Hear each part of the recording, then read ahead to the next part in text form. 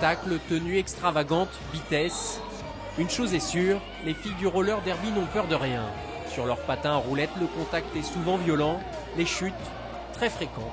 Effectivement, il y a un petit côté déjanté. Il y en a plusieurs qui ont des cheveux de couleur, les piercings, les tatouages. C'est un sport qui est assez rock. C'est assez décalé. Moi, j'avais envie de reprendre un sport de combat au départ. Et en même temps, c'était trop discipliné pour moi.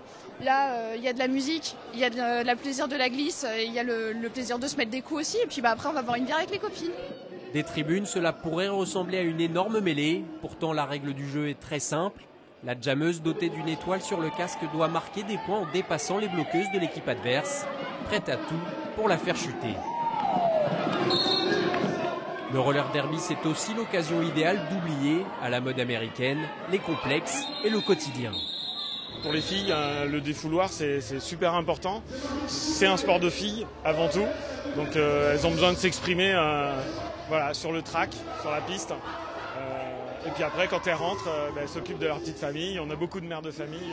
Même si on n'est pas forcément déjanté à l'extérieur, on le devient ici par l'esprit, par le sport d'équipe. Et puis c'est un sport américain, donc il y a tout un peu un show américain autour. Et ça permet aussi justement de nous externaliser. Pour leur premier match officiel face aux Lille Roller Girls, les succubes ne l'ont pas emporté. Mais nul doute qu'elles continueront encore longtemps de se battre sur le roller.